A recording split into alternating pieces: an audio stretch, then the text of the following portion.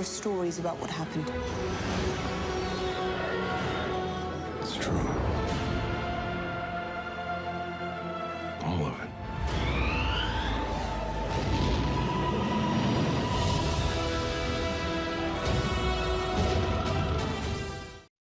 Hey everybody, welcome to the Star Wars Canon Library. You heard the man, there were stories, and they're all true. My name's Brian, I'm the librarian here at the Canon Library, where we're keeping all of the canon in chronological order for you guys. And speaking of canon material, if you guys hadn't figured it out from the title of this video, this is one that a lot of people have been asking about for quite a while. I had it shot at one point, and then more novels came out before I could get it uploaded, so I decided to redo the video and include all the new stuff that has come out since then. We are completely up to date at this point. So this is my ranking, my updated ranking of all of the new canon Star Wars novels from my least favorite to my favorite. I did one of these videos about a year and a half ago, and it got a pretty good reaction. So, and like I said, a lot of people have been asking about an updated version of it. Depending on how this video does, I may do another updated version of the comics. So let me guys know, let me know in the section, comment section below. If you guys would like to have a ranking for the comics as well. But like I said, I'm going to be ranking all of the novels. Now, before I get going on this, I ranked 34 novels. The first time I did this, I did not include film adaptations. I didn't do that. This time I did. After reading the Last Jedi novelization, I felt like it needed to be put in there, so I went ahead and put all the novelizations in. Now, that does not include episodes 1, 2, and 3. Those novelizations are not technically in the new canon timeline. So, and the other thing we did not include in this is the Wild Space series, which they are canon, but I don't consider them full-on novels. And the Servants of the Empire series, which are along the same lines as the Wild Space. They are canon. I just don't have them on this timeline. On this ranking. This ranking is specifically Del Rey novels and Lucasfilm Press novels. So, and like I said, there are 34 of them. So, guys, I'm going to start at the very bottom of this list and work my way to the top. Some of it may be a surprise to you, some of it may not. And remember, all of this is just simply my opinion. This isn't fact. I don't see this as fact. This is simply my opinion. This is, after reading all of these, this is the order I have put them in. I've got the ranking in front of me here. And I'm going to try to stay away from spoilers for some of these books in case you guys haven't read them. But I'll let you guys know about where it falls in the timeline, chronologically, stuff like that. And kind of a short synopsis of what it's about. So, a synopsis. I have a weird time saying that word. Anyway.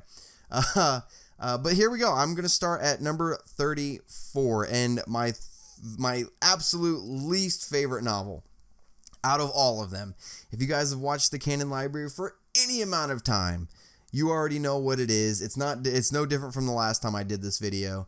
And it is Heir to the Jedi. It is one of the most abysmal excuses of a Star Wars novel, as a novel in general, that I think I have ever seen. Heir to the Jedi is about 6 months after A New Hope. And it follows Luke Skywalker as he's trying to learn to be a Jedi since Obi-Wan's no longer around. And he's going on these few missions. Leia sends him on some missions to scout out planets for the possible location of the next Rebel base. He's got this pilot with him that, honestly, the entire time in this book, all he's trying to do is get laid by her. The book is written in first-person point of view, which is Luke telling the story. It's almost written like a diary, and it doesn't use language that Luke would have, I don't feel like Luke would have actually used. Now, the reason this book is so different from the rest of them, this novel was actually in the process of being published when the canon slate wipe happened, and it kind of got grandfathered in. It was the third novel in a series of 3. There was a Han novel, a Leia novel, and a Luke novel. And the other two, the Han and the Leia novels, fell under the Legends banner, and I don't remember what the titles of those were, but this one was the Luke novel, and it kind of got grandfathered in as canon, and it shouldn't have been, to be completely honest. This book, in my opinion, is one of the worst excuses of a novel ever written, let alone, forget Star Wars, just in general. So, now, remember, like I said, this is just my opinion. There are people out there who probably read the book, or, want to read the book, or the people who have probably appreciate it for what it is. I thought I could. I heard a lot of bad reviews about it before I read it. Thought I could appreciate it for what it was, and boy was I wrong. It was, to give you any idea, it took me 3 months to read this book.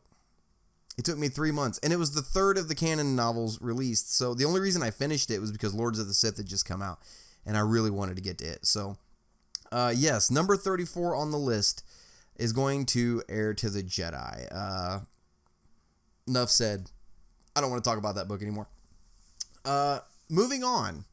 Number 33 on my list is one that a lot of people may argue with, and that's okay. A lot of people probably liked it. And that is the first of the Aftermath books. The first Aftermath book happens immediately after Return of the Jedi, shows the fall of, I don't want to say the fall of the Empire, that comes later, but the beginning of the end for the Empire shows, it picks up the moment the camera cuts away at the end of Return of the Jedi when it shows Coruscant and them all celebrating, picks up that moment. And it follows a group of characters that I feel like they tried too hard to make us care about in the first book, and it didn't work. Aftermath is the first of 3 books, and it was really our first glimpse into post-Jedi timeline before Force Awakens came out. And it was one that a lot of people were looking forward to, and it's told in present tense. And that's not the problem with the book, and I can back that up later on with the second and third book. That's not the problem with the book. The problem with this book is it was all lead up. It was all setting the stage for the second and third book, which were great. And that's really all it was. You have to kind of, is it a hard read? It's a little rough to get through, but, remember my opinion, but it's worth getting through it just so you can get to the second and third book. But guys, Aftermath, the first of the Aftermath novels, is number 33 on my list. 32, 31, and 30 all kind of go together, but they're all really kind of in the same group. Number 32 is going to the Lucasfilm Press novelization of Return of the Jedi called, not Return of the Jedi, Empire Strikes Back, my mistake. Their novelization of Empire Strikes Back, which is called So You Want to Be a Jedi. It was released the same time as the novelization they made for A New Hope and Return of the Jedi. And this book is really bad. It's really, really bad. The only reason it's above the first Aftermath book is it's the story of Empire Strikes Back, which is a great story. Now, this novel does something that I've never seen a novel do before. Excuse me. And it talks to you like you are Luke Skywalker going through the story. It speaks to you like you are Luke Skywalker. And it's really geared more towards maybe preteens, maybe a little lower than that. But right now it is the official novelization we have for The Empire Strikes Back, the actual canon version. And between each chapter, it's got a little lesson, teaches you how to be a Jedi. Weird stuff like that. But it's pretty bad. I'm not gonna lie. It's pretty rough to read. But that is number 32 on the list. Number 31 is it's in that same little group of novelizations, and it's the novelization for Return of the Jedi, and it's called Beware the Power of the Dark Side. This is a novel that at first it wasn't that bad, but the further you read it, the more watered down it gets. It's not a really good retelling of Return of the Jedi at all, and that's really all I can say about it. It's just not a good novelization of Return of the Jedi. The very first lines of the book are 2 droids walking through the desert. Don't worry, it gets better. That's literally what the first words of the book are. And then number 29, number 30, right above that, is going to be The Princess, the Scoundrel, and the Farm Boy, which is their novelization of A New Hope. Now, this novelization wasn't that bad. It wasn't as bad as, So You Want to Be a Jedi and Beware the Power of the Dark Side. It's just different, I guess you could say, which really isn't a bad thing, but it's called The Princess, the Scoundrel, and the Farm Boy, and it's broken into 3 parts. The first third of the story is told from Princess Leia's point of view. The second out of the 3 parts of the novel are told from Han's point of view, And the third part is told from Luke's point of view. That's really the only thing that's really different about it. It's not just a straight linear story. It bounces through these three points of view, which kind of makes sense. The first part, it's all about Leia, being captured on the Death Star, her interrogation scene. The second part is Han Solo talking. It picks up when Luke and Obi-Wan walk in to hire him to take him to Alderaan. And then for Luke, I don't remember the exact cutoff point where it picks up, but it does. I think it's the whole last battle with the Death Star and stuff. As if I remember right, that's what it was.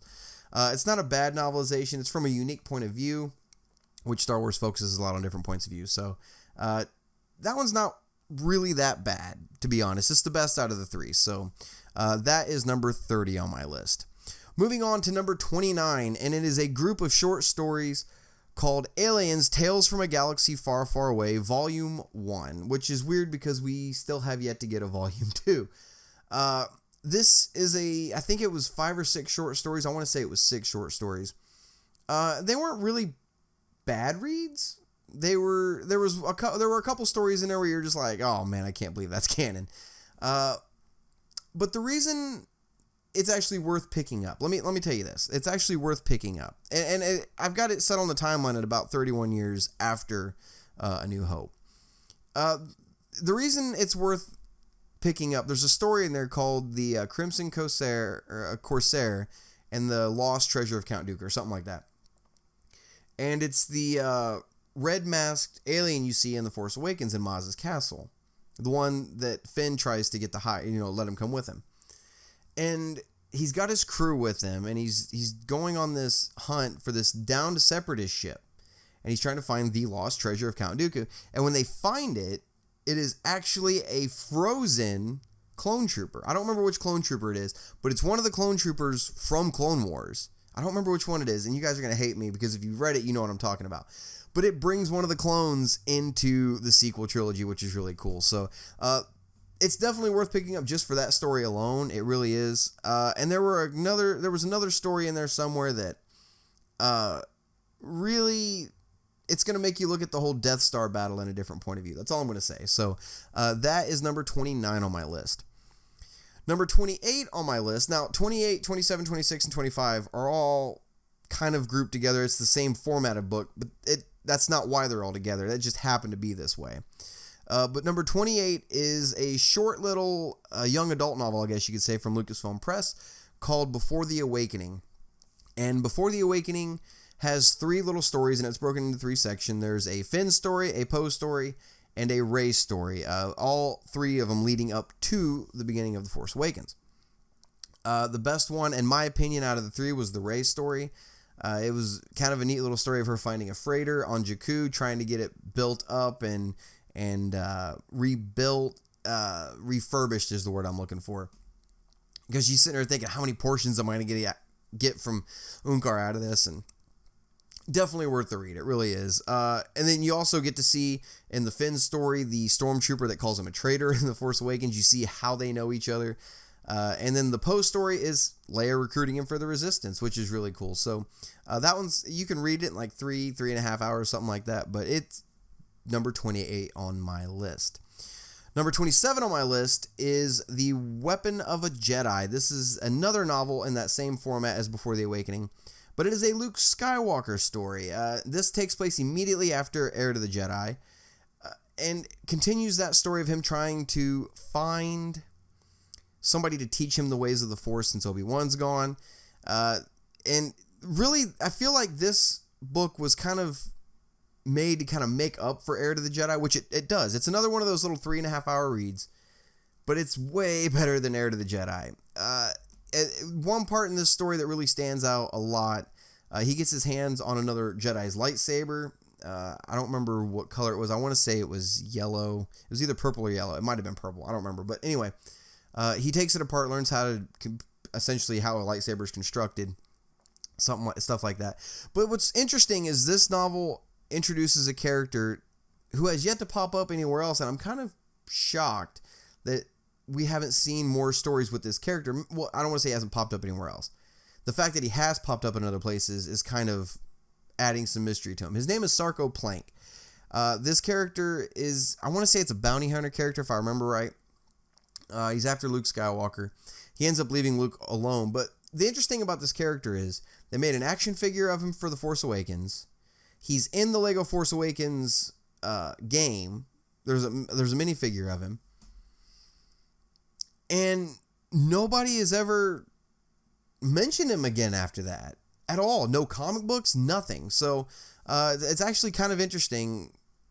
You need to read that book just to kind of figure out who you think that character might actually be. But The Weapon of a Jedi, it's actually a very, very cool story, and one that really does make up for Heir to the Jedi. So moving on, number 26 is Moving Target. This is a Leia novel in that same medium, but this one takes place immediately between Empire Strikes Back and Return of the Jedi. It essentially retcons Shadows of the Empire as a story. It picks up at the end of Empire and goes to the beginning of Jedi. So there's nowhere that the actual story of Shadows of the Empire could fit into canon now, as that story is. But this story follows Leia. And this is the first time, by the time this book came out, this is one that came out, and it was our first glimpse at what the Rebel Alliance was willing to do to take down the Empire. This is a book that really shows, for the first time, this is before Rogue One, remember, it really shows the gray area that the Rebel Alliance is willing to kind of operate in. And it's an excellent read. It's actually really, really good. Leia is essentially going on a mission to distract the Empire away from the fleet massing near Sullust to assault the second Death Star. So it's kind of a neat little read. It's a nice little segue from Empire into Jedi. So definitely worth the read on that one. And number 25 on my list is the last of that little set of novels, and it is called Smuggler's Run. It is a Han Solo story. This is one Leia sends Han on a mission to get a rebel informant. And introduces, and I can't remember her name for the life of me. I should have looked it up before I started recording. My bad, guys. There's an Imperial officer with like a cybernetic eye that is mentioned later in the comic Shattered Empire. So, but this is a neat little story, especially if you really want a good Han Solo story. It takes place about 6 months after A New Hope. And all these novels, these little short novels, except for Before the Awakening, this Han, Luke, and Leia novel, they all take place before the comic series pick up. In the timeline. So definitely pick up Smuggler's Run. It's actually a really good read.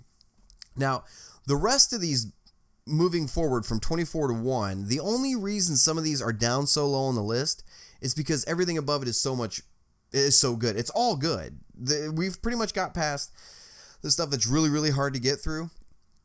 But moving on, you got to put it somewhere, So 24 on, they're all really, really good reads. It's just, you got to put them somewhere. So number 24, and remember in my ranking, my opinion, is the novelization of Rogue One, A Star Wars Story. Now, I really, really enjoyed the film Rogue One. It was my favorite Star Wars film for a while.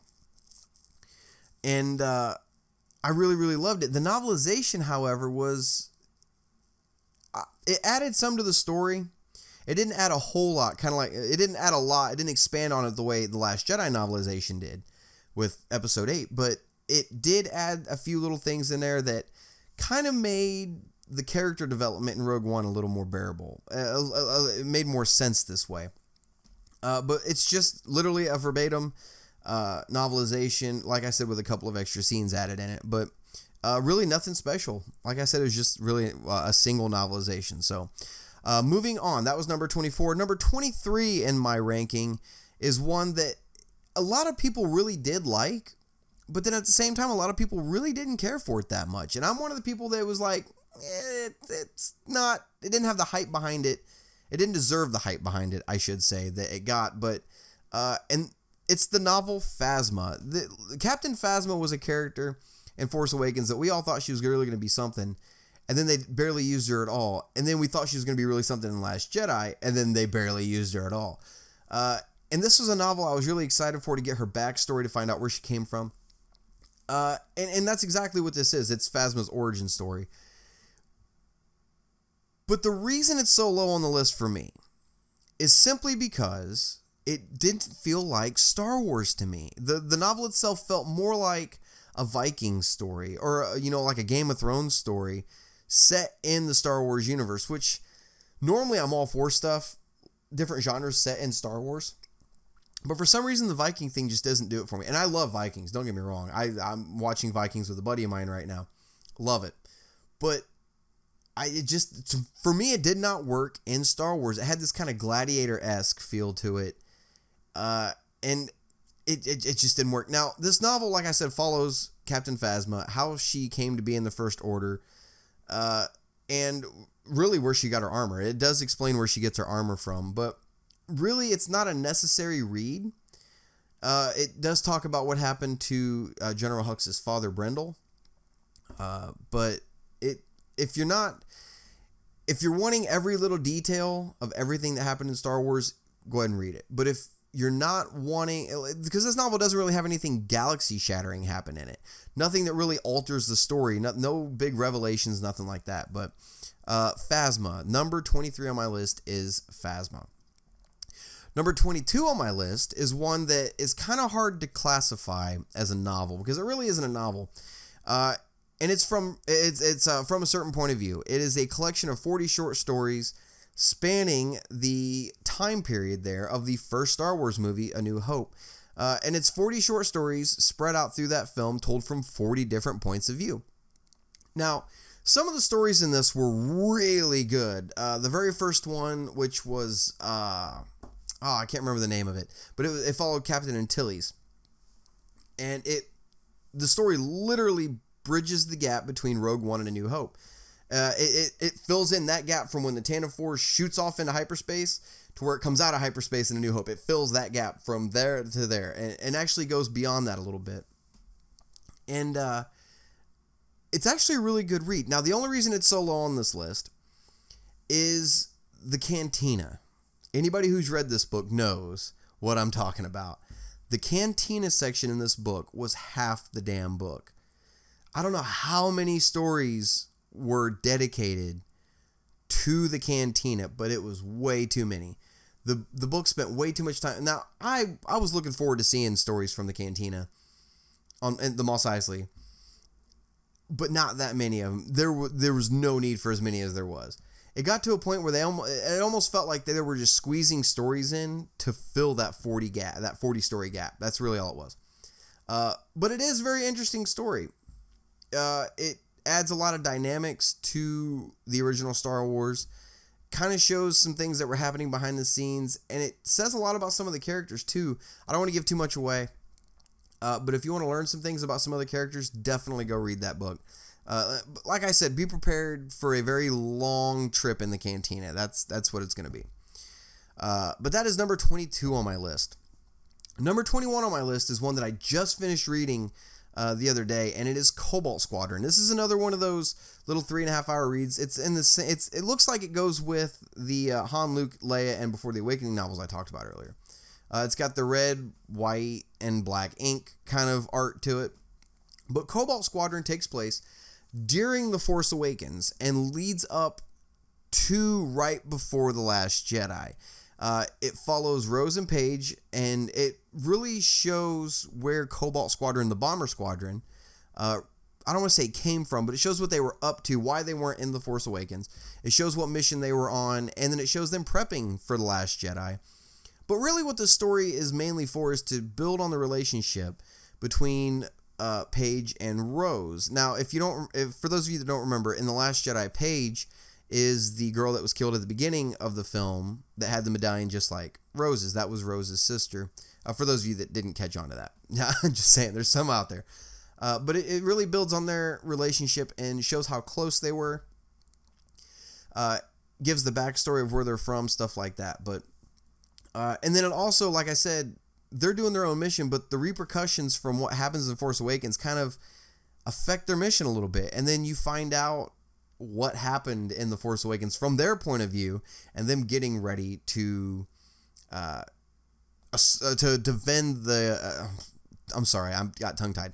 To defend the Resistance during the evacuation of Dakar at the beginning of Last Jedi. So it's really a good read. I had a lot of fun reading it. It took me a while to read it just because I was so busy, and I finally powered through the last half of it just so I could get to the Last Jedi novelization. So Cobalt Squadron is number 21 on my list. now here on out, here are my top 20. Number 20 is a Del Rey collection of short stories. It was 4 stories. I want to say short stories. They were more novelettes. And that is the novel Canto Bight. This is a novel that I was really looking forward to. And there's 4, like I said, there's 4 stories in it. 2 of them are really good and 2 of them are really hard to get through. One of them that's really good is actually the last one. It's called The Ride. Excellent gambling story. And like I said, all these stories have to do with Canto Bight. They're set in Canto Bight. They were really the whole point of this book was to flesh out that city, that planet, that lifestyle, so that by the time we got to The Last Jedi, we kind of understood where Paige was coming from when she said she wanted to put her fists through that whole beautiful, lousy town. So, like I said, there's 4 stories in there. One of them was really hard to get through. And remember, this is just my opinion. One of them was really hard to get through. It had to do with a wine connoisseur, stuff like that. And like I said, my favorite one was called The Ride, and it was like a gambling story. Somebody against the clock trying to win enough money to save their life. It was absolutely a great story. So, Canto Bight. And I know a lot of people did not care for the Canto Bight sequence in Last Jedi, and I don't want to say this novel's going to make that better for you. I don't want to go that far, but if you did like the Canto Bight scene and you were kind of interested about, what else that town has to offer and kind of the history behind it and what it's like, go pick this one up. It's actually, it's a decent read, but like I said, there's a couple of stories in there that are really good, and there's a couple that are just like, not so much. Number 19 on my list is the novel that kicked off the entire new canon timeline, and that is A New Dawn. A New Dawn follows Kanan, I take that back, Caleb Doom, and I don't remember if at this point if he's going by Kanan yet. I think he is, but he's on this mining planet. He's trying to hide his force ability, stuff like that. He never uses the force in this book. He never activates his lightsaber once. He's on this mining planet called Gorse, if I remember right, and this is essentially the story of how he met Hera from Rebels, and the villain in the story, his name is Count Vidian. He's kind of a half cybernetic business expert there to try to put the mining facility back on course, and stuff like that. And it's actually kind of a cool read. When I first read it, I really didn't. It didn't strike a chord with me that much because it started on a mining colony, and like every old EU novel ever started on a mining colony. But the more I've thought about it and the longer since it's come out, the more it's grown on me. And the more I realize that it does have weight. It carries weight in the Star Wars galaxy. Especially if you're a big Rebels fan and you really like Kanan and Hera, you want to see how they met. It doesn't, I don't remember if the rest, I think Chopper was there. I could be wrong. I could be completely wrong. But like I said, it's been a couple years since I read it, but this story is one that if you're trying to go through Kanan's lifetime, through his lifespan, you read the comics, you read this novel, and then you watch Rebels. You can watch Rebels right after this and know exactly what's going on. So A New Dawn is the first of the new canon novels that was released. It takes place about 11 years before A New Hope, I want to say. So definitely go check out New Dawn.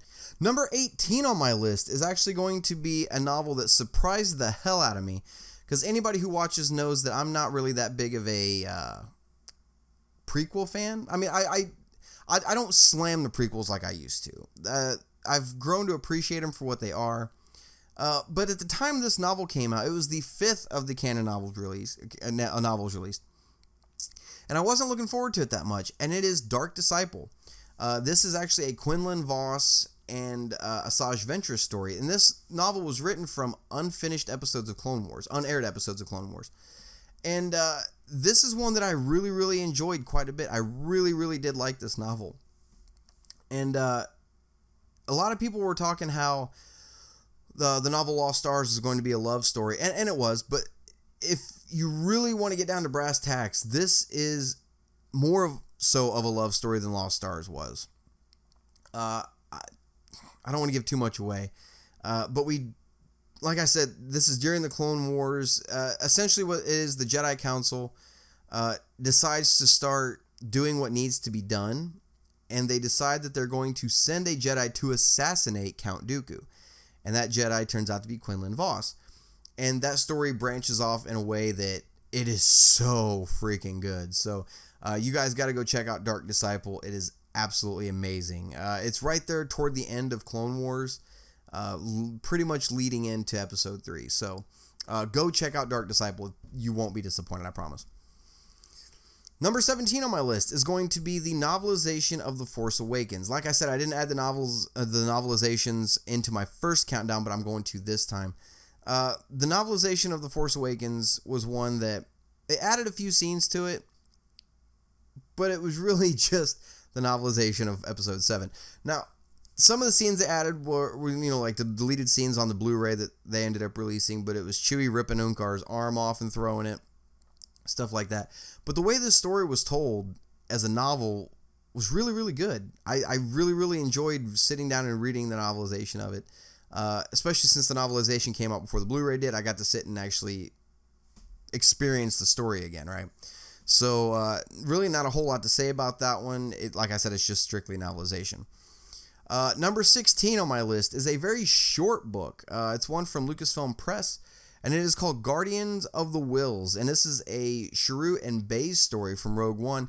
Happens about a year before A New Hope, somewhere pretty close to Rogue One. It happens on Jedha. The whole story is on Jedha. It really shows what Baze and Chirrut were up to, their relationship, why they were so close, stuff like that, and their impact on the community. People actually really did respect these two, and it does kind of touch a little bit on, like I said, their past, and it does solidify a lot into canon of the Guardians of the Journal of the Whills. There's little passages throughout the book of the Journal of the Whills, and it's really, really cool. But definitely a neat little story to pick up, especially if you're a huge Rogue One fan or you really liked Baze and Chirrut. Definitely go pick that one up. Number 15 on my list is Battlefront Twilight Company. It takes place between 2 and 4 years after A New Hope. The Battle of Hoth is in this book from a soldier's point of view, and that's really what this book is. It's entirely from a soldier's point of view. Like I've said, with me being in the military, having been in the military, this is one that I was really excited to see the kind of gritty war side of Star Wars, because we always see the hero's point of view. We always see the A-Team blowing up the Death Star, you know what I mean? We don't ever really get to see the soldier's point of view, and that's what this was. And it was an excellent read. Now, I will say this: the first 9 or 10 chapters are really, really slow. They're pretty much gearing up into the story, but once you hit chapter 11, 12, 13, it really starts to take off, and it's really, really a cool read. Now, it has nothing to do with the game, the first Battlefront game.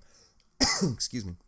This novel was released in conjunction with the first Battlefront, but it has nothing to do with the game, unlike Battlefront 2 with its novel, but I'll get to that one in a bit.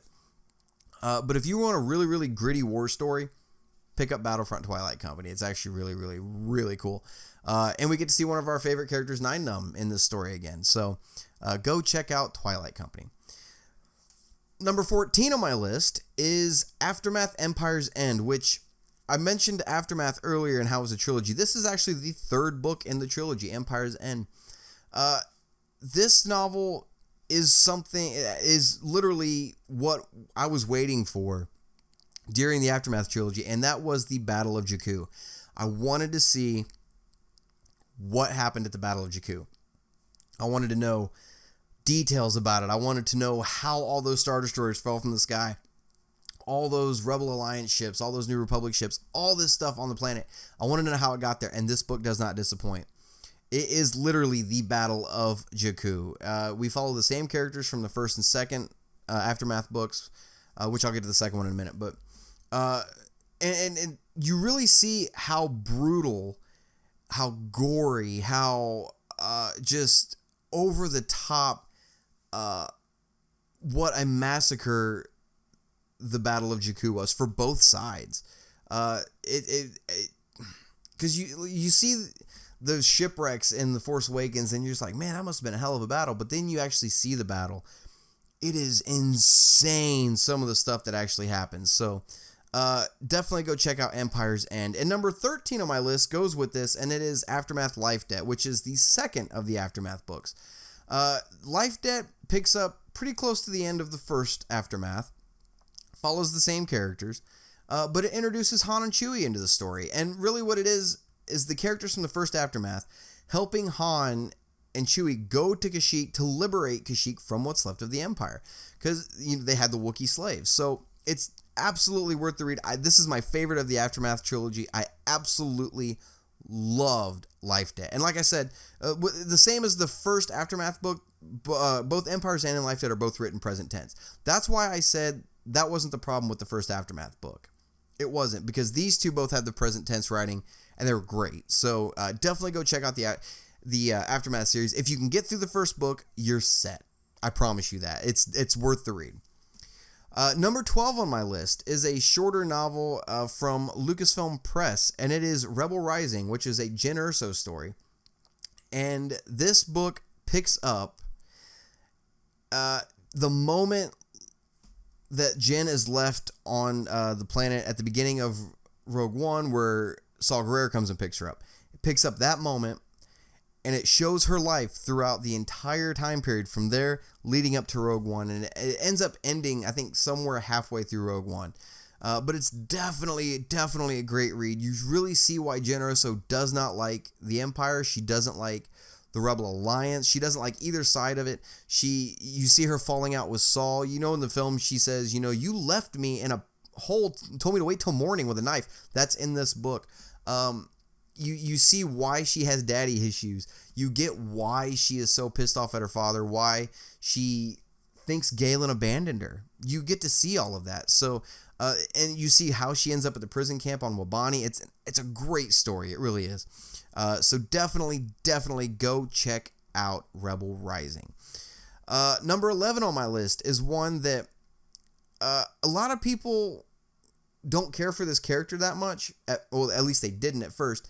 But now that we've had Rebels, this character has really come to the forefront of what Star Wars is, and that is the novel Ahsoka. And if you couldn't figure it out, it follows the character Ahsoka. Ahsoka is one of my favorite characters in Star Wars. This is me personally.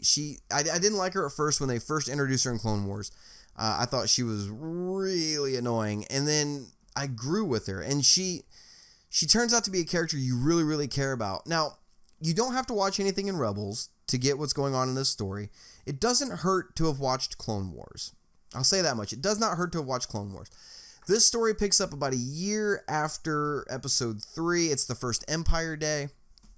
And it's basically Ahsoka learning how to live without showing that she's a Jedi to anybody. Going from place to place, from planet to planet, making friends. And when somebody starts to figure out who she is, she has to up and leave everything behind. So there's points in this novel where she reaches out to try to find Obi-Wan and Anakin and can't sense them, stuff like that. And it explains where she gets her 2 white lightsabers from. So this is definitely one, if you really, really like the character Ahsoka, you need to read this novel. Even if you don't like the character Ahsoka that much, you can appreciate this story for what it is. I promise you that. It does have one of the Inquisitors in it, so it's actually a really, really cool story. All right, guys, on to the top 10 novels in my list, in my ranking for the new canon. And number 10, and some of these might be a surprise to you.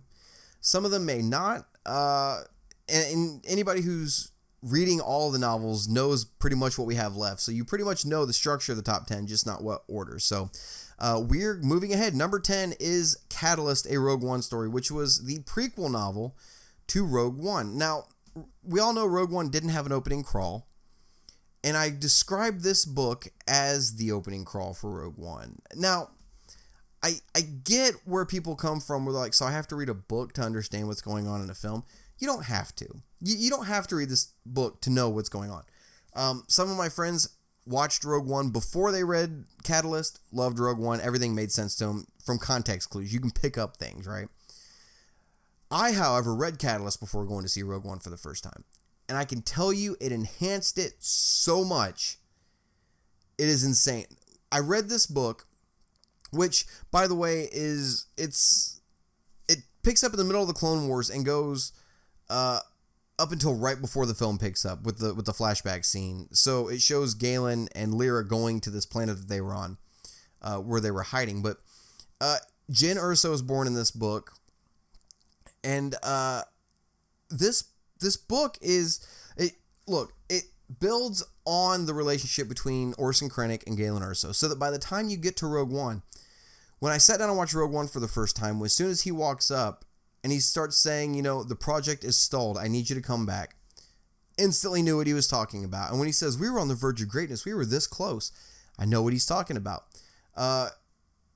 Whenever Lyra comes back up in Rogue One and she pulls out the blaster and points it at Orson, and he's like, oh, Lyra, troublesome as ever. It makes sense to me now because I know what she was up to in the novel Catalyst. Now, what's cool about this novel is it gives a few little nuggets, a few little clues as to some stuff we see later on in the films. And I'll go as far as to say this. After reading this novel, I have a theory about what planet Starkiller Base is, and I want to say it's Ilum, the planet where the Jedi got their kyber crystals from most of the time. And when you read this book, you'll understand why I say that. So definitely go check out Catalyst if you haven't read it. No, you shouldn't have to read a novel to understand what's going on in a movie. You shouldn't. But it does help a lot. So definitely go pick up Catalyst. It's definitely worth the read. Number 9 on my list, which I'm kind of surprised it's this far down on my list now, because it started so far up on my list and the first time I did this video, but now it's so far down, it's number 9, and that is the novel Tarkin. I love the novel Tarkin. Tarkin was the second novel released in the new canon. It's about 14 years before A New Hope, and if you couldn't figure it out by the title, it follows Tarkin. And it follows him working on the Death Star project, but what it mainly follows is his backstory and his relationship with Vader. In this book, you really understand why he's able to boss Vader around the way he does in New Hope, why they respect each other, and stuff of that nature. And you see what kind of a brutal background that Tarkin comes from, the way his parents treated him, the planet he came from, their culture. You see why he's so cold and calculating. And the example I like to give for this book is at one point it does a flashback scene to when Tarkin's a child and he's getting ready to go on this 3-month wilderness expedition to prove that he's a man. And he asks his parents the night before, he's like, if I die, will you miss me? And his parents are like, yeah, we'll miss you. If you die, you wouldn't have been worthy of the Tarkin name, but yeah, we'll miss you. And it's like, God, really? Now you understand why Tarkin is the way he is. So definitely a great novel to pick up. It's really high on a lot of people's list. And this is a novel that I really wish had gone on a lot longer. I wish it would have gone on another 80, 90 pages after I finished it. So definitely go pick up Tarkin. Number 8 on my list, and I'm actually shocked that this is as far down on the list as it is, and that is Lords of the Sith. Lords of the Sith is the 4th canon novel that came out. And I don't want to say it's a Vader and Emperor story because it really isn't. The Vader and the Emperor are there, but it really isn't their story. This story follows Cham Syndulla on Ryloth trying to free the planet from the Empire, and they learn that the Emperor and Vader are coming to the planet personally, and they decide to try to assassinate both of them, which leads to all kinds of shenanigans, right? So definitely got to read this one. Vader in this book is brutal. Like, you thought Rogue One, his hallway scene was good. Wait till you read this book. The dynamic between the Emperor and Vader in this it is written beautifully. It is so beautiful. The Emperor is written perfectly. Their relationship, dead on. So you guys got to read this book. It's absolutely great. Definitely go check that one out. And it's about 15 years before A New Hope. So definitely go check that one out. Number 7 on my list is Legends of Luke Skywalker. I've got it set on the timeline about 34 years after A New Hope, which the only reason I have it set there, the stories themselves take place further back, but the way it's told in the story is that somebody else in that time period, 34 years later, is telling the stories. They're literally the Legends of Luke Skywalker, so that's why I have it that far up on the timeline. But I don't remember how many stories are in this book, 5 or 6, something like that. But some of them touch on what Luke was up to after Return of the Jedi. Just some of these stories are really, really cool. One of them in particular that a lot of people said they didn't care for is actually my favorite one. There's one story where he's on a water planet, an ocean planet. And he's going from culture to try to figure out and to learn their version of the Force. Like, these people call it the tide on this particular planet. It's still the same thing. They just call it the tide. And how it ebbs and flows and, all this stuff. And they're one with it. And he's trying to learn their ways of using it and, breathing underwater, stuff like that. And it's insanely cool. And at one point in the story, he is on this flying animal and he has to fish for a fish, obviously. Has to catch a fish a kilometer in the air with a spear. So he's got this kilometer-long spear that he's holding out to both sides, and he has to shove it down in the water and catch this fish from a kilometer in the air, right? Which they touch on in The Last Jedi. When you see him spear the fish from so far up on the island, that's where he learned that. So some of these stories are really, really cool. One of them even had kind of a fourth wall break, talking about the footage of the Death Star, how somebody said they saw footage of the Death Star. Sometime, they saw different versions of it. One version had a ring around it when it blew up. One didn't, which, refers to the theatrical version of Star Wars and the special edition, stuff like that. So it's really, really cool read. It's really fun to read.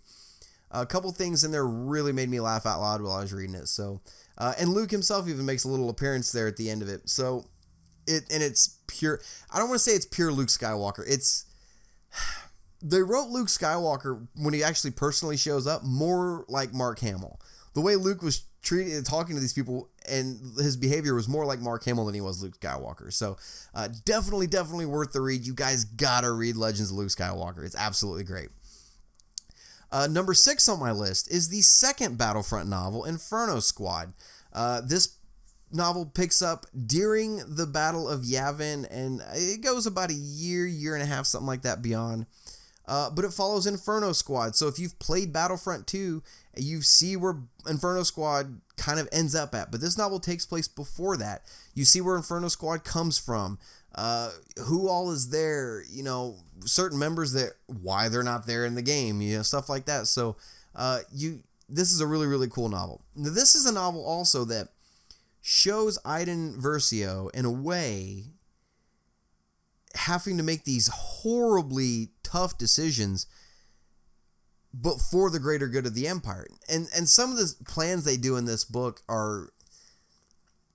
they're Palpatine-worthy plans. I mean, step by step, very intricate plans, and it's absolutely great. And really what it is Inferno Squad trying to take out Saw Gerrera's partisans. Now, at this point, Saw Gerrera is no longer alive. He dies in Rogue One. But this is kind of a follow-up to that. It's a great novel. I read it in just 8 or 9 hours. I could not put it down. It's absolutely great. So definitely go check out Battlefront 2 Inferno Squad. It has nothing to do with the first Battlefront game or book. And actually, Battlefront 2, the novel, happens before Battlefront 1, the novel. But the two have nothing to do with each other. So you don't have to read Battlefront Twilight Company to know what's going on in Battlefront 2 Inferno Squad. They're completely unrelated stories. So definitely go check out Battlefront 2. Number 5 on my list is one that is going to be controversial. I can tell you that already. The review for this, my official review for this novel is coming out. And it's one that I'm kind of shocked that it's this high on my list, because it's a novelization, and it's the novelization of The Last Jedi. Episode 8. I just finished reading this book the other day.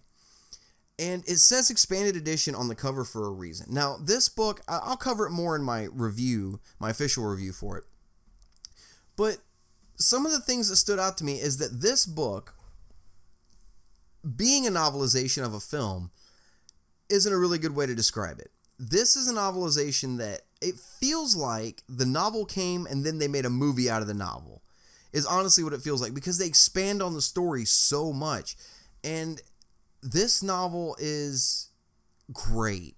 It is absolutely phenomenal. And one of the special things about this novel is, I talked about Cobalt Squadron earlier. The last 3 pages of Cobalt Squadron are stretched out as Chapter 2 in The Last Jedi, the novelization. Identical dialogue, but stretched out a little more. And you can read Cobalt Squadron, go right into Last Jedi, and I mean, literally boom, boom. Excuse me. And it's absolutely great. I love this novelization. And like I said, I feel like the film came after the book at this point. I love the film, don't get me wrong. But I'm going to say this is the best novelization of a film I've ever read. For those of you, because I know Last Jedi split the fan base down the center. I know that. I don't want to say down the center, but it split it. If you hated Last Jedi, at least go pick up the novelization. At least read the novelization. If you don't like the novelization after that, go ahead, trash Last Jedi all you want. But I'm of the mindset that this story, as much as I love the film, this story shouldn't necessarily have been the film Episode 8. It should have just been a novel that led into the real Episode 8, if that makes sense. So, the Last Jedi novelization, absolutely beautifully written. You guys got to go check this out. And like I was saying a while ago, one of the special things about this novel is that it ties together a lot of other pieces of canon material. There's references to Shattered Empire. There's references to the Storms of Crate comic run. There's references to the Leia novel. There's so many references to other things in canon. There's even a Ray Sloan mention. There's a Gaseous Rex.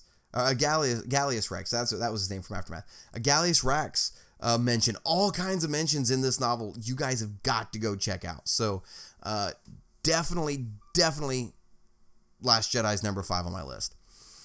Number 4 on my list is one that I know a buddy of mine, Christopher Stolley from Realm of the Mist and Journal of the Jedi, is really looking forward to reading, and he is in for a good time. It is Thrawn.